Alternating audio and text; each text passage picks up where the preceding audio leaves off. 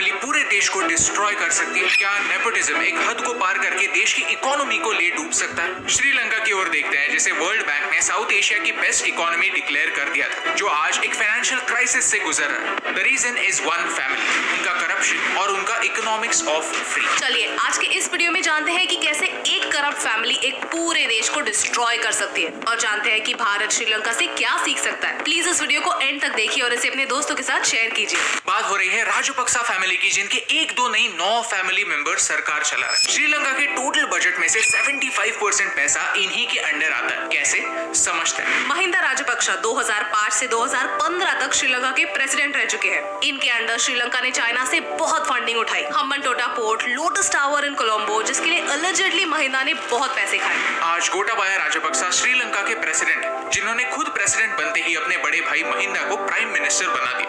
महिंदा के बेटे नमल यूथ और स्पोर्ट्स मिनिस्टर हैं, जिन्हें पहले अरेस्ट भी हो चुकी है। चमल राजपक्सा इरिगेशन मिनिस्टर हैं। श्रीलंका की इकोनॉमी में चाय, रबर, कोकोनट्स काफी मायने रखते हैं, तो इरिगेशन की वजह से एग्रीकल्चर पर बहुत इम्पैक्ट होता है, और उन्हीं के बेटे एग्रीकल्चरल प्रोड्यूस के मिनिस्टर हैं। सबसे इंटरेस्टिंग बात यह है कि उनके एक और भाई बसिल राजपक्सा को फाइनेंस मिनिस्टर बनाने के लिए उन्होंने श्रीलंका के कॉन्स्टिट्यूशन में भी चेंजेस किए। इन्हें लोग इनफेमसली मिस्टर 10% के नाम से जानते हैं, इसलिए क्योंकि हर डेवलपमेंट प्रोजेक्ट में वो 10% पैसे खाते हैं। This is just the tip of the iceberg. जब हम और डीप जाते हैं तो समझते हैं कि कैसे इन्होंने पॉलिटिक्स को एक फैमिली बिजनेस बना दिया। लेकिन फैमिली के काफी सारे मेंबर्स पॉलिटिक्स में होने से क्या फर्क पड़ता है? ये तो कॉमन बात है। इंडिया के लिए, पाकिस्तान के लिए, बांग्लादेश के लिए पॉलिटिकल डायनेस्टीज कोई नई बात नहीं है। प्रॉब्लम तब होता है जब करप्शन छुपाने के लिए पावर का गलत इस्तेमाल होने लगता है। श्रीलंका ने 2020 में अपने कॉन्स्टिट्यूशन का 20th अमेंडमेंट पास किया। ये श्रीलंका के कॉन्स्टिट्यूशन में कुछ ऐसे चेंजेस करता है जो श्रीलंका के लिए डेंजरस हैं। प्रेसिडेंट के अगेंस्ट कोई लीगल कार्रवाई नहीं हो सकती।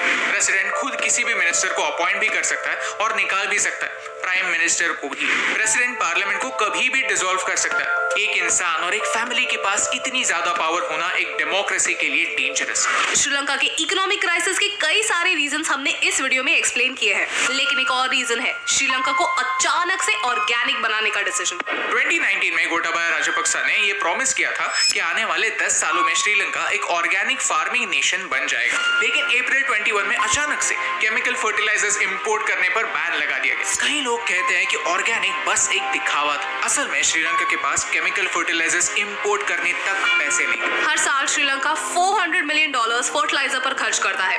ऑर्गेनिक फर्टिलाइजर की डिमांड मीट करने के लिए श्रीलंका ने चाइना से $69 मिलियन के ऑर्गेनिक फर्टिलाइजर्स मंगाए, लेकिन इस ऑर्गेनिक फर्टिलाइजर में एक ऑर्गेनिज्म पाया गया जिससे मैसिव क्रॉप लॉस हो सकता था। ये फॉल्टी फर्टिलाइजर चाइना को वापस करने के लिए भी श्रीलंका को $6.9 मिलियन देने पड़े।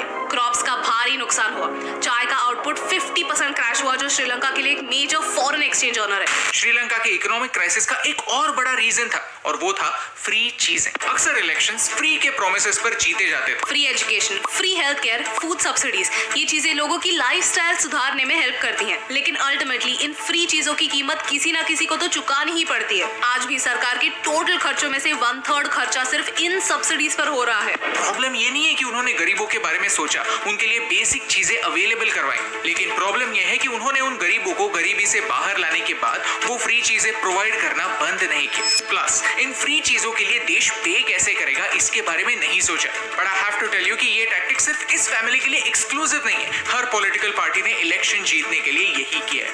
एज अ रिजल्ट श्रीलंका ने आज तक 16 बार IMF से बेल आउट की मदद मांगी है। There is only one country that has taken help from IMF more than Sri Lanka, and that is Pakistan. तो ये सारी कहानी भारत के लिए इंपॉर्टेंट क्यों? क्योंकि भारत में भी कई स्टेट्स में ये डेट क्राइसिस हो सकता है। इलेक्शन जीतने के लिए कई पार्टीज फ्रीबीज ऑफर करती हैं। हमें वोट दो, फ्री में चीजें मिलेंगी। 2006 में तमिलनाडु में 750 करोड़ रुपए खर्च करके गरीबों को कलर टीवी दिए गए। कई states free electricity, free tablets और फ्री मोबाइल फोन्स देने के वादे करते हैं। ये फ्री का सामान आता कहां से? बिल कौन पे करता है? पॉलिटिशियंस? ऑफ कोर्स नॉट, हम लोग। इस चार्ट में आप देख सकते हैं कि कौन से स्टेट्स कितना % रेवेन्यू सिर्फ अपने कर्जे चुकाने में लगाते हैं। राइट नाउ स्टेट गवर्नमेंट्स के पैसे कमाने के तरीके लिमिटेड है। स्टेट्स को खुद पैसे कमाने के तरीके ढूंढने होंगे। अगर ये लोन की पेमेंट करने का टाइम एक साथ आ गया तो बहुत बड़ा प्रॉब्लम हो सकता है। तो हमने श्रीलंका से क्या सीखा? एक फैमिली के पास जब बहुत ज्यादा समय के लिए बहुत ज्यादा पावर होती है तो अपनी पावर का गलत इस्तेमाल वो कर सकते हैं। फ्री चीजों की लालच से लोगों को वोट देना बंद करना होगा। किसी के पास कोई जादू का चिराग नहीं होता जो 4 बार रब किया और फ्री की चीजें निकल गई। इसका भुगतान कभी ना कभी हमें ही करना पड़ता है और साथ ही साथ इंटरेस्ट भी चुकाना पड़ता है। जब भी आप कर्जा लेते हो और उसे चुका नहीं सकते तो उसका बोझ आपके बच्चों पर पड़ता है, नेक्स्ट जनरेशन पर पड़ता है। तो अगर आपको इस वीडियो से वैल्यू मिली, श्रीलंका के क्राइसिस को समझने में हेल्प हुई तो इसे अपने दोस्तों के साथ शेयर कीजिए, क्योंकि कॉम्प्लिकेटेड चीजों को आसान बनाने से मुझे